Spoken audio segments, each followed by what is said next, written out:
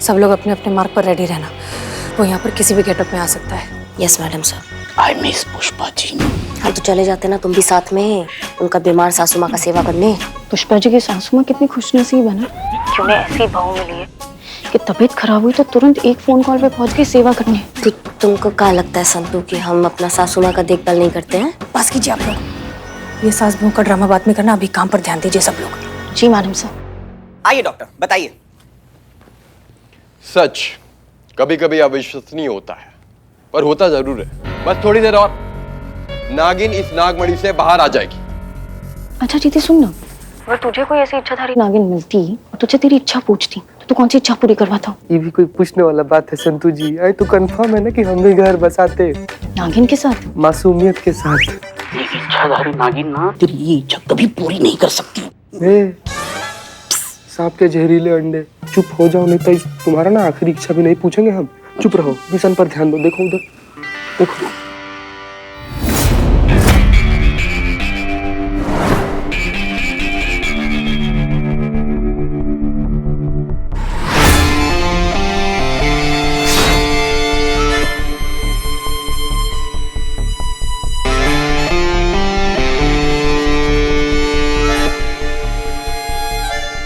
अच्छा है। अब 2020 में नागिन निकलते हुए भी देखेंगे। नहीं, कमाल है। आपके कमाल पे कमाल का शेर याद आ गया। वाह वाह। किसी ने खूबी कहा है, तेरा कमाल तू ही जाने, हम तो तेरी हर शय को बेमिसाल मानते हैं। और ये मीडिया वाले, अब अगर आज नागिन निकले तो भी ब्रेकिंग न्यूज, नहीं निकले तो भी ब्रेकिंग न्यूज। अब दोनों केसेस में जीत तो हमारी ही है ना। जी। और जहां तक मुझे लगता है आज नागिन निकलेगी, और अगर निकली तो जो ये नागमणि बेच रहा है ना, वो तो गया डायरेक्ट ऊपर। चलो तो ये सर्कस भी देख लेते हैं।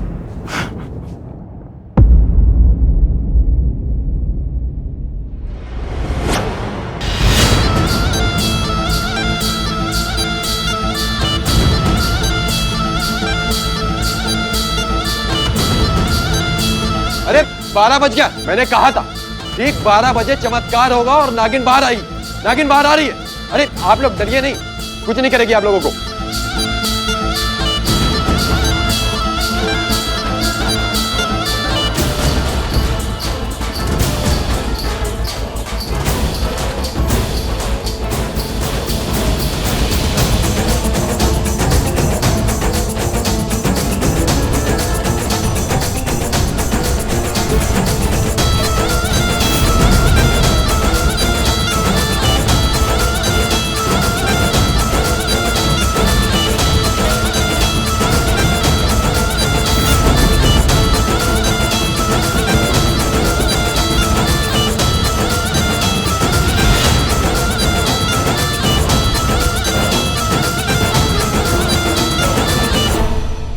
अरे ये देखिए, ये है इस नागमणि की नागिन। मैं नागिन हूँ और यहाँ पे बदला लेने आई हूँ, और मेरी दिव्य शक्ति कहती है कि वो यही कही है जिसकी मुझे तलाश है। मेरा दुश्मन जिसने मेरी नागमणि बेचकर मेरा अपमान किया है, छोड़ूंगी नहीं मैं उसको।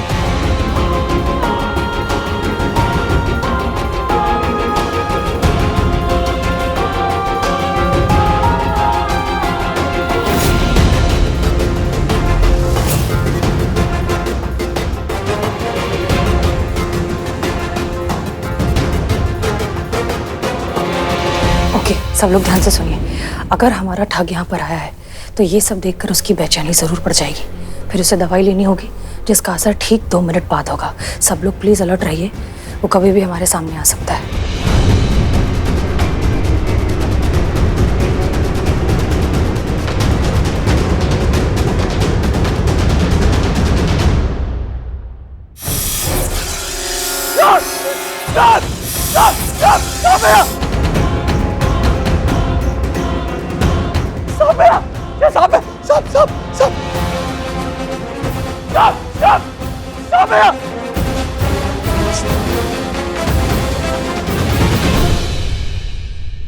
नहीं छोड़ूंगी मैं तुझे। सांप। तुझे मार कर ही मैं बदला लूंगी। मरने के लिए तैयार हो जा।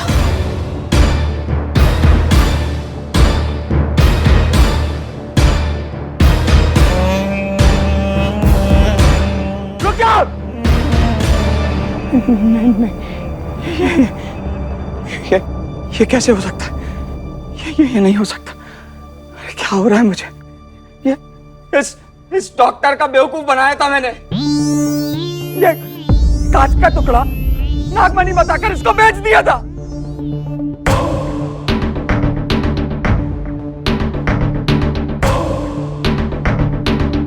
ये नहीं हो सकता, झूठ है ये, झूठ।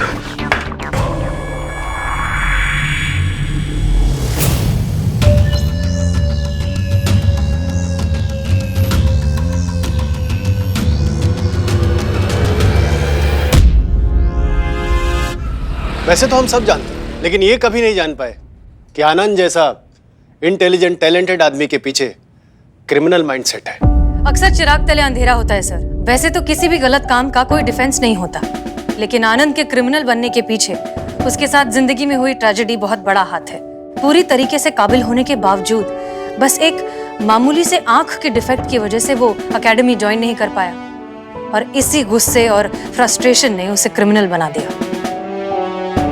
अफसोस इस बात का होता है कि आनंद अपने टैलेंट का बहुत अच्छा इस्तेमाल कर सकता था। देश की सेवा करने के लिए सिर्फ वर्दी पहनना जरूरी नहीं है। बिल्कुल सही कहा मिस मलिक, लेकिन मैं हैरान इस बात पे हूं कि इसको इसी की तरीके से पकड़ा कैसे किया है सब आप लोगों ने? सर, दरअसल हमारे पास अपराधी की जितनी भी फर्स्ट हैंड इंफॉर्मेशन अवेलेबल थी, उस पर हमने अनुमान लगाया कि उसे एंजाइटी की प्रॉब्लम है। अगर प्रॉब्लम है तो वो दवाई भी लेता होगा, बस। फिर हमने डॉक्टर विकास और डॉक्टर प्रवीण के साथ मिलकर एक प्लान बनाया। आसपास के जितने भी मेडिकल स्टोर्स हैं, वहां पर हमने एंटी एंजाइटी पिल की जगह वो दवाई रख दी जो हमें डॉक्टर विकास ने सजेस्ट की थी।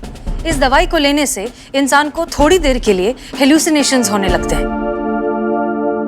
अब घबराइए नहीं, इस दवाई का सेवन करने से किसी को कोई मेंटल या फिजिकल रिस्क नहीं है, और अगर थोड़ी बहुत भी किसी को परेशानी होती तो हमने पहले से ही आसपास के जितने भी हॉस्पिटल्स हैं या क्लिनिक्स हैं, वहां पर सारे डॉक्टर्स को अलर्ट कर दिया था।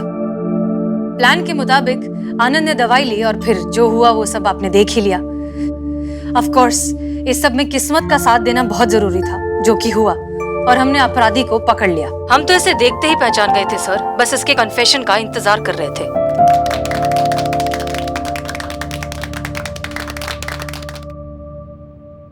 मैडम सर, इतना कुछ हो गया, हमारी जनता चाहती है कि वो आपके थ्रू इस केस के बारे में कुछ जाने। कुछ कहना चाहेंगी आप? बस यही कि इस तरह के केसेस में जितनी गलती आनंद जैसे क्रिमिनल्स की है, उतनी ही गलती हमारी भी है। सब कुछ बहुत जल्दी से पा लेने का लालच या लॉटरी जीत जाने का लालच, ये लालच हमें कमजोर बनाता है, और आनंद जैसे क्रिमिनल्स तो बैठे ही हैं इस बात का फायदा उठाने के लिए। हम ये बात भूल जाते हैं कि कुछ भी पाने के लिए थोड़ी सी मेहनत, थोड़ी सी मशक्कत तो करनी पड़ती है। तो मेहनत करिए and have a happy Diwali. Thank you.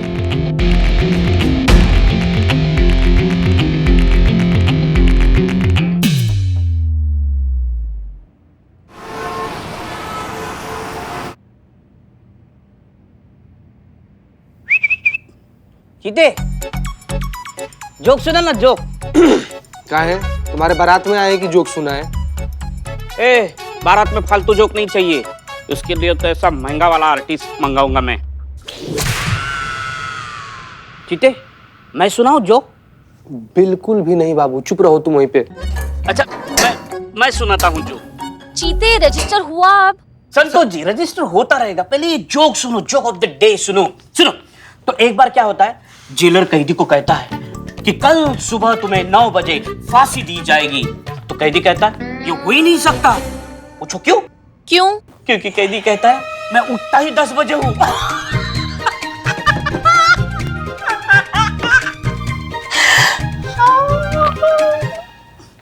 समझ में नहीं आया जो? संतु जी, राइफल जो साफ करके रखे थे ना, थोड़ा लेकर आइए ना, चला कर देख लेते हैं चल रहा है कि नहीं। क्या हुआ क्या? बिल्लू जी, ये जोक था। ऐसा सड़ियल वाहियात बेकार सा 2 कौड़ी का जोक मारते हो, आपको बिल्कुल डर नहीं लगा कि इसके बाद आप पे जानलेवा हमला भी हो सकता है? चलो ठीक है, जोक को छोड़ देते हैं, चलो चाय पी के आते हैं। हाँ, चीते, रजिस्टर का काम हुआ? फालतू समझाएगा जी अपनी तरह तुम, जब देखो तब चीते चल बाहर चल के चाय पी के आते हैं, घूम के आते हैं। एक शब्द और बोले ना हमको तो सरकारी काम में बाधा डालने का जुर्म में ऐसा एक्सटेंशन हो जाएगा। करिश्मा मैडम के हवाले कर देंगे। अब चुपचाप खड़ा रहो।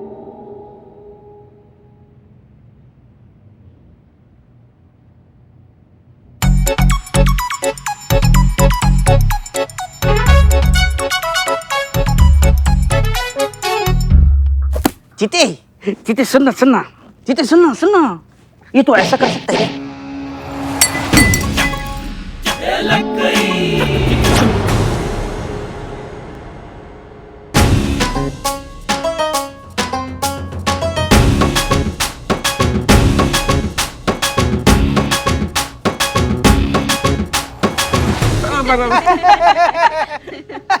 क्या हुआ? कुछ नहीं। कुछ नहीं। नहीं नहीं, कुछ तो हुआ है। बताओगे क्या हुआ? का कुछ तो पक्का हुआ है। तीनों एक ही ताल में नाच रहे हो, बिना बात के बत्तीसी दिखा रहे हो, मुंह से तुम्हारे एक आवाज नहीं फट रहा है और बोल रहे हो क्या हुआ है? नथिंग, कुछ भी नहीं। टोपा कहीं के तीनों की तीन। हमारा चश्मा कहाँ है? यहाँ हमारा हम चश्मा रख कर गए थे, वो चश्मा कहाँ है हमारा? देखा किसी ने? तुमने देखा? हाँ देखा। था ना? हाँ थाना थाना में देखा था ना। बिल्लू ने भी देखा था, संतू जी ने भी देखा था, हमने भी देखा था, लेकिन अभी कहाँ है मैडम? हम तीनों में से किसी को पता नहीं है। पता नहीं मतलब यहाँ रख के गए थे तो कहाँ चला गया? पैर लगे हुए थे चश्मा के, जो हवा खाने बाहर चला गया। यहीं पड़ा था, किसी ने तो देखा होगा। संतू तुमने देखा है? नहीं नहीं नहीं। अम्मा ढूंढ के दो, नहीं तो रॉकेट बना देंगे तीनों का यहाँ पे। मैडम। हाँ जी, बताएंगे आपकी क्या सेवा कर सकते हैं? खुशी। अक्सर यहाँ लोग दुखी होते तो आते हैं, आप किस खुशी में आई हैं? मेरा नाम खुशी है मैडम। मैडम मुझे हसीना मैडम से मिलना है, क्योंकि इस वक्त सिर्फ हसीना मैडम ही मेरी मदद कर सकती हैं। प्लीज आप लोग मुझे उनसे मिलवा दीजिए। जी, अब बताइए क्या हुआ आपके साथ? धोखा हुआ है मेरे साथ, झूठ बोला गया है, मेरे इमोशंस के साथ खेला गया है, चीट किया गया है मुझे। मतलब ये बॉयफ्रेंड का मामला है? बॉयफ्रेंड ने चीट किया? आजकल के बॉयफ्रेंड ना मैडम सर, सीरियसली मतलब। नहीं संतू जी, सब लड़का एक जैसा नहीं होता है। प्लीज। सॉरी। जी। नहीं मैम। नहीं तो? मेरे अपने फादर ने धोखा दिया है मुझे। फादर ने? कैसे? उनका नाम गोपाल है और उन्होंने मुझे गोद लिया था और मैंने उन्हें अपने सगे पिता से भी बढ़कर माना था। मुझे लगा था कि मेरे पिता दुनिया के सबसे अच्छे इंसान हैं, एंजल है वो, लेकिन मैं गलत थी। क्यों, क्या हुआ? जिस आदमी पे मैंने इतना भरोसा किया, इतना प्यार किया, भगवान के बराबर दर्जा दिया, और इतने सालों तक उसी आदमी ने मुझसे अपनी असलियत छुपा के रखी। लेकिन आज उनका सच मेरे सामने आ गया। जब से उनका वो सच मेरे सामने आया है, मुझे उनसे और अपने आप से, दोनों से नफरत हो गई है। कैसा सच? समझ में नहीं आ रहा कि मैं कैसे बताऊं। क्रिमिनल निकले? नहीं मैम। हाँ तो कोई अविवाहित संबंध है क्या? Extra marital affair. हाँ, यही। शादी ही नहीं हुई थी उनकी, तो एक्स्ट्रा मैरिटल अफेयर कहाँ से होता? चोर निकले? बिल्लू। नहीं, चोर हुए तो क्या हुआ, चिंता करने की कोई बात नहीं है, सुधर सकते हैं मेरी तरह, है ना? देखो खुशी, ये महिला पुलिस थाना है। ये बनाया ही इसलिए गया था ताकि महिलाएं अपनी समस्या बिना डर के, बिना किसी संकोच के बता सकें। इसलिए रिलैक्स हो जाओ और फिर आराम से बताओ, ऐसा क्या किया तुम्हारे पिताजी ने जो तुम इतनी डिस्टर्ब हो गई हो? मुझे पता चला है कि मेरे पिता एक किन्नर है।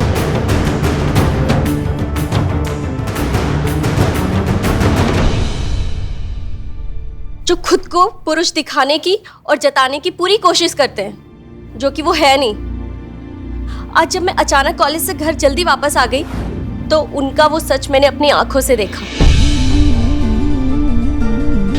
आज मैंने उनको आईने के सामने मेकअप करते हुए देखा, और मेकअप करते समय उनके हाव भाव भी बिल्कुल औरतों की तरह थे।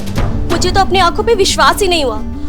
और फिर मैंने उनकी अलमारी की तलाशी की, जहां पे मुझे एक डायरी मिली, और उस डायरी में उनका सारा सच है और उनके किन्नर होने का पुख्ता सबूत। शर्म से मेरा सर ऐसा झुका कि मैं खुद से भी नजरें नहीं मिला पा रही हूँ। क्यों? किन्नर होना कोई गुनाह तो नहीं है, ये किसी के भी साथ हो सकता है, इट्स वेरी नेचुरल। हाँ, उन्हें छुपाना नहीं चाहिए था, ये उन्होंने गलत किया, लेकिन इसमें शर्मिंदा होने वाली क्या बात है? खुशी, अपने घर जाओ और अपने पिताजी से डायरेक्टली बात करो। तुम उनकी बेटी हो, ये तुम्हारा अधिकार है। नहीं मैम, मैं अकेले उनके पास नहीं जाना चाहती हूँ, इसलिए तो मैं आप लोगों के पास यहाँ पर आई हूँ। आप प्लीज मेरे साथ चलिए।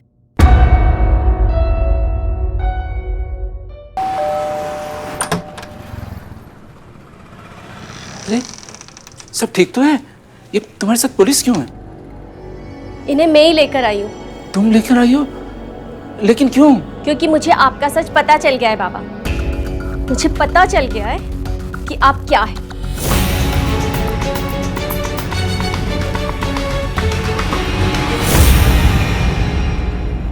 मिस्टर गोपाल, प्लीज संभालिए अपने आप को। हम यहाँ आपको सपोर्ट करने के लिए आए हैं। प्लीज घबराइए मत आप। बैठकर बात करें। जिसको आपने अपनी बेटी माना, उसी से आपने सच छुपाया कि आप अलग हैं। क्या छुपा लिया मैंने? और क्या बता देता तुम्हें? तुम इतनी छोटी बच्ची थी कि तुम्हें क्या समझ में आती? मेरे दुनिया से अलग होने की वजह से मेरे पिताजी शर्मिंदा ना हो, इसलिए हमने घर छोड़ दी। लेकिन गोपाल जी, बाहर का दुनिया से तो घर वाले बेहतर है ना? बिल्कुल। बाहर की दुनिया बहुत ही क्रूर और निर्दयी थी, लेकिन मेरे पास कोई दूसरा रास्ता नहीं था।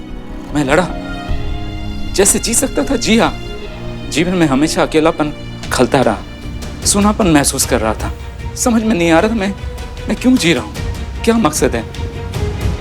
तभी एक दिन सड़क के किनारे मुझे एक लावारिस बच्ची रोती हुई मिली। मैंने उसे उठाकर अपने सीने से लगा लिया। मुझे लगा मुझे दुनिया मिल गई। मेरा वो तन्हाई, अकेलापन सब क्षण भर में गायब हो गया। सच कहता हूँ, मैंने अपनी ईमानदारी से इसके माता पिता को ढूंढने की कोशिश की, लेकिन वो लोग नहीं मिले। मैं इसे अपने घर ले आया। मैंने तय कर लिया कि मैं इसे पाल पोस के बड़ा करूंगा। बड़े प्यार से मैंने इसका नाम खुशी रखा और सोचा कि इसे जिंदगी में हर वो खुशी दूं जो मैं इसे दे सकता हूँ। इसे पालने के लिए मैंने अपने आप को पूरी तरह बदल लिया। बहुत मुश्किल होती थी मुझे, लेकिन मैं दुनिया को जाहिर नहीं होने दिया। मैं हमेशा मर्द बन के रहा, लेकिन जब ये नहीं होती थी घर पे, मैं अकेला होता था तो मैं अपनी चाहत के हिसाब से जी लेता था। मुझे नहीं पता था कि इसे सब कुछ पता चल गया। मेरे वर्षों की तपस्या बेकार हो गई। बेटा मुझे माफ कर देना। मिस्टर गोपाल, आप क्यों माफी मांग रहे हैं? आपने तो वैसे ही जिंदगी जी जैसे आप हैं। किसी को कोई हक नहीं है ये बताने का कि आपको अपनी जिंदगी कैसे जीनी चाहिए। ये आपकी जिंदगी है और आप तय करेंगे। और तुम, उम्मीद है तुम्हें समझ आ गया होगा कि तुम्हारे पिता ने तुमसे ये सारी बातें क्यों छुपाई। तुम शर्मिंदा हो इन पर। तुम्हें गर्व होना चाहिए कि उन्होंने तुम्हें सड़क से उठाकर इतनी अच्छी जिंदगी दी। तुम्हें गर्व होना चाहिए कि तुम इतने अच्छे इंसान की बेटी हो। मिस्टर गोपाल, हमारा काम खत्म, हम चलते हैं। प्लीज प्लीज मुझे यहाँ पे अकेला मत छोड़ के जाइए। मैं इस इंसान के साथ 1 मिनट भी नहीं रहना चाहती हूँ। इनसे कहिए कि यहाँ से चले जाए।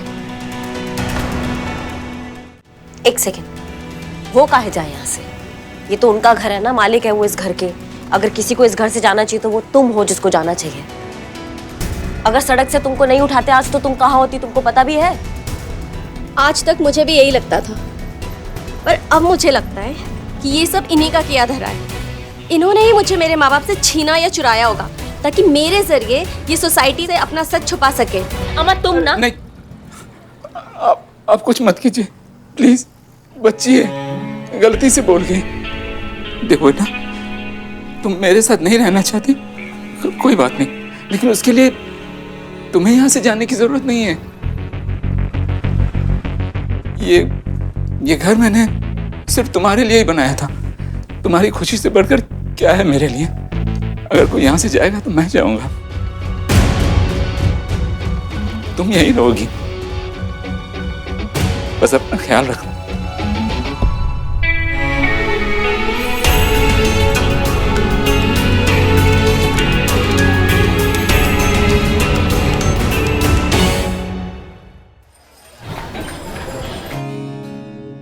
ताज़ी खबरों का इकलौता अड्डा, आपका अपना सनी चड्डा। आई नो आपको लग रहा होगा कि आज सनी चड्डा की आवाज़ और अंदाज में बदलाव क्यों है। वो एनर्जी, वो जज्बा, वो कहाँ गायब है जिसकी वजह से सनी चड्डा पूरे वर्ल्ड में फेमस है? तो जवाब है आज की ताज़ा खबर जो मुझे अभी अभी मिली है और मैं आप तक पहुँचा रहा हूँ। दोस्तों, आज तक तो हमने सुना था कि माँ बाप अपने बिगड़े हुए बच्चों को अपने घरों से बेदखल कर देते हैं, पर आज मैंने पहली बार सुना कि एक औलाद ने अपने पिता को अपने घर से बेदखल कर दिया।